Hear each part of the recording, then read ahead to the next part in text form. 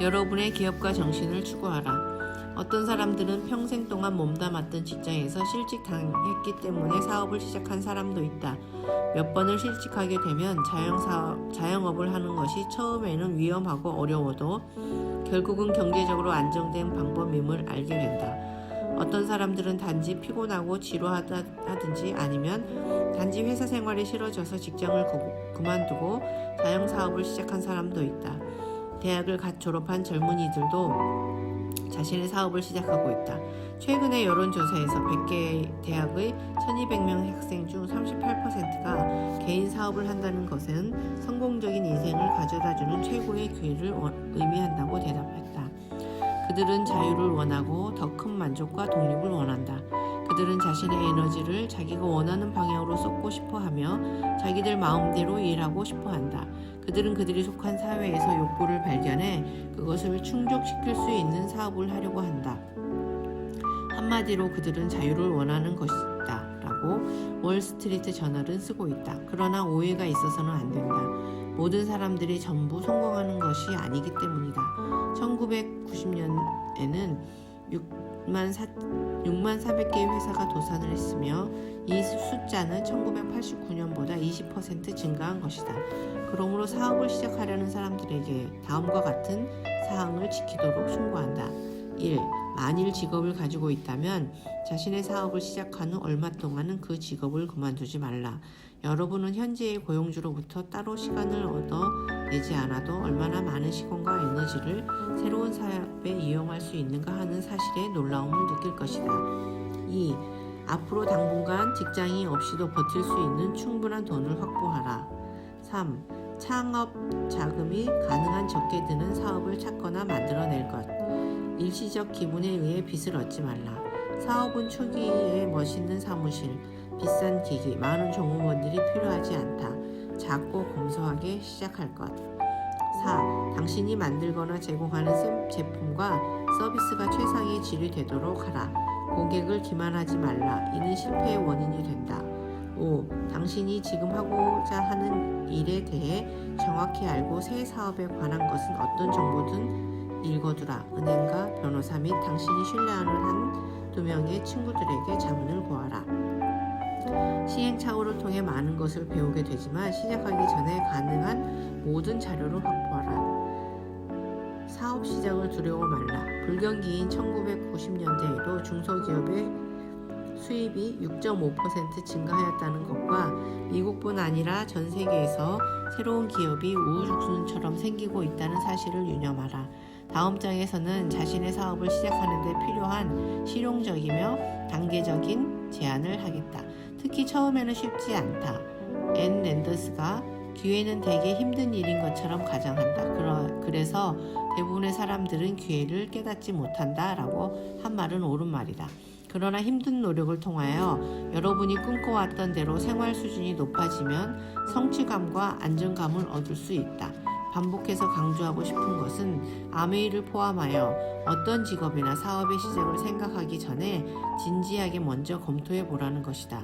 즉 원하는 사업과 동종 사업에 종사하는 사람들이 성실한가를 확인하라.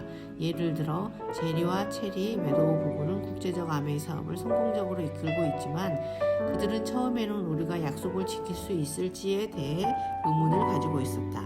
졸업을 하고 결혼을 한 후 매도우 부부는 노스캐롤라이나주로 이주해 케미컬 엔지니어링 분야에서 직업을 구했다. 체리는 가정 선생으로 일했다.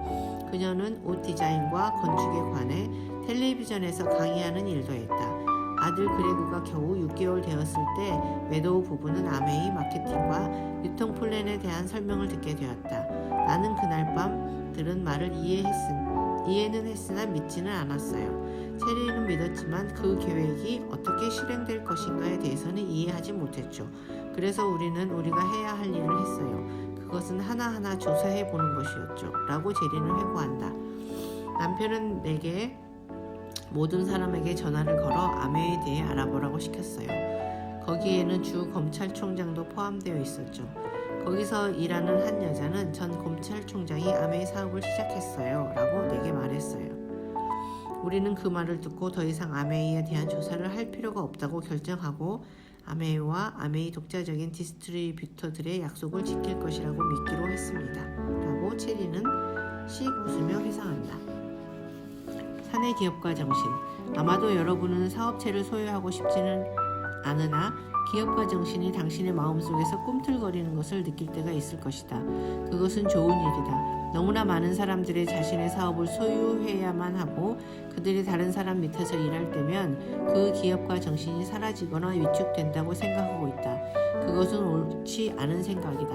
실제로 대단한 창의력과 재능을 가진 사람 중에 남의 회사에서 일하는 것을 좋아하는 사람이 있다. 그들은 자신의 사업을 할 때의 책임감에 불편함을 느끼며 자신의 사업을 하는데 따르는 위험 부담을 떠안는 것보다는 월급 받기를 선호한다. 혼자 있기보다 다수의 동료들 속에 있고 싶어하는 사람들이다. 같은 사원이라도 출근부에 도장 찍는 것 이상의 일을 하는 사람들은 사내 기업가로 불러야만 할 것이다. 점점 더 많은 기업체와 직장에서 사내 기업가 정신으로 일하는 이러한 고용자들의 기여도가 눈에 띄게 나타나고 있다. 우선 사내 기업가가 되고자 하는 사람은 우선 자신에게 다음과 같은 질문을 해보아야 할 것이다. 1. 현재의 직업이나 사업에서 어떻게 하면 성장할 수 있고 어떻게 하면 좀 더 창의적으로 재능을 발휘할 수 있으며 매일 하는 일에 대해 좀 더 만족감을 느낄 수 있을 것인가. 2. 어떻게 하면 이 사업체를 좀 더 강하고 성공적으로 만들 수 있을까? 3. 어떻게 하면 이 일을 좀 더 효율적으로 해내며 시간과 비용이 적게 들게 할 수 있을 것인가? 4. 어떻게 하면 직장을 개선하고 나와 동료에게 보다 안전하고 보다 편안하게 만들 수 있을까? 우리가 잘못하는 일은 무엇이며 어떻게 하면 개선할 수 있을 것인가? 우리는 단지 직장에서 시간을 때우며 세월을 보낼 수도 있으나 기업가나 사내 기업가들은 매일매일을 성장과 창조, 발견, 낡은 생각에 대한 도전, 새롭고 좀 더 나은 아이디어 구상의 기회로 삼는다. 우리 동료들은 두 부류로 구성되어 있다. 즉 자신이 사업체를 소유하는 디스트리뷰터들과 세계 각지에 있는 사무실과 공장에서 일하는 직원들로 이루어져 있다. 여태까지는 기업가에 관한 이야기로만 해왔다. 이제 사내 기업가들에 관해 생각해보자. 이들의 헌신적인 노력과 창의력 없이는 우리 회사가 살아남지 못했을 것이다. 밥 커스트라는 25년 이상의 아메이 회사에 몸담고 있는 창의적이며 헌신적인 직원이다. 그는 독자적인 유통업을 경영할 만한 기술과 재능을 가지고 있다. 그럼에도 불구하고 밥과 그에 비슷한 다른 수천의 직원들은 그들의 재능을 우리와 함께 나누기로 한 것에 대해 항상 감사를 느낀다. 그들은 더불어 사는 사본주의에 관해 독특한 견해를 가지고 있다. 그들과 대화를 할 때나 토론할 때 우리는 그들로부터 배우는 점도 많다. 내가 처음 이 회사에 입사했을 때는 종업원이 500명 정도밖에 되지 않았습니다. 그러나 지금은 281에이커에 자리 잡은 45만 평방피트의 사무실과 공장과 연구소, 창고 등이 있죠. 그럼에도 리치와 제이는 우리들 하나하나의 말을 걸어주고 이 미로 같은 길을 거침없이 누비고 다녔답니다. 입사한 지 일주일도 안 된 종업원들에게 작업장에서 인사를 나누는 것에 대하여 제이와 내가 어떤 공식적인 정책을 결정한 기억은 없다. 그러나 신입사원으로서 자기가 처음부터 인정받았다는 것이 얼마나 중요한가는 그들의 눈빛과 목소리에 잘 나타나 있다. 우리는 매일 종업원들에게 인사하기 위해 짧은 시간을 할애했지만 이 일이 회사에 대한 충성심과 생산성에 장기적인 이점을 가져다 두는 것을 보면 나는 아직까지도 놀라곤 한다. 아메이에 입사한 지 2년쯤 되어 나는 중요한 자리에 있는 감독 한 사람과 대립하게 되었습니다. 더 이상 참을 수 없게 되자 나는 회사를 그만두었죠. 사전에 아무 이야기 없이 금요일 오후 늦게 벌어진 일이었죠. 리치는 그때 회합이 있어 회사에 없었습니다. 그러나 월요일 아침 내가 회사를 그만둔 것을 알고서는 전화를 걸어 오해에 대해서 사과를 하고 사직에 대해서 재고해보라고 강력히 요구했습니다. 나는 즉시 회사로 돌아가지는 않았으나 회사의 소유주가 깊은 관심을 가지고 나에게 직접 전화를 걸어 사과하려는 사실과 그 사건에 대해 그가 그렇게 빨리 알게 된 것에 대해 경이 괴리감을 느꼈던 것도 아직 기억하고 있습니다. 때때로 우리는 사람들을 단지 숫자로 생각한다. 몇 명이 고용되었는가? 몇 명이 해고되었나? 생산 라인에는 아직 몇 명이 남아있는가? 그러나 제이와 나는 창립 초기부터 우리 회사를 떠나는 사람들을 그들이 회사에 들어올 때와 마찬가지로 인격을 존중하고 자기 자신과 같은 마음으로 대해주는 것이 중요하다는 사실을 잊지 않도록 노력해왔다. 우리는 지금 만여 명의 종업원과 300만 명이 넘는 디스트리뷰터가 있다. 그들 모두를 개인적으로 알기란 불가능하지만 그래도 그렇게 하려고 노력은 하고 있다. 밥은 다음과 같이 말한다. 오늘까지도 리치와 제이는 우리가 말하는 직장 순회를 하고 있습니다. 그들이 언제 어디서 모습을 나타낼지는 아무도 모릅니다. 그처럼 갑작스럽고 예기치 못한 방문은 비록 우리의 행동을 조심스럽게 해야 한다는 전문이 있지만 염탐과는 다른 것이었습니다. 그것은 오히려 훨씬 유쾌한 것이었습니다. 어이, 잘 있었어? 그들은 공장을 천천히 걸어다니면서 생산 라인 너머로 소리칩니다. 그리고는 질문을 하고 우리의 의견을 경청합니다. 이 일을 좀 더 원활하게 할 수는 없을까? 라고 리치와 제이는 컨베이어 벨트 기사나 연구 기술자 옆에서 질문을 던지곤 하죠. 그리고 없던 제안이나 비평을 말하면 제이와 리치가 그것을 귀담아 듣고 틀림없이 조치를 취해줍니다. 밥이 이렇게 말해준 데에 대해 고맙게 생각하지만 제이와 내가 종업원들이나 그들이 요구에 대해 귀담아 듣지 못한 적이 많지는 않았는지 생각된다.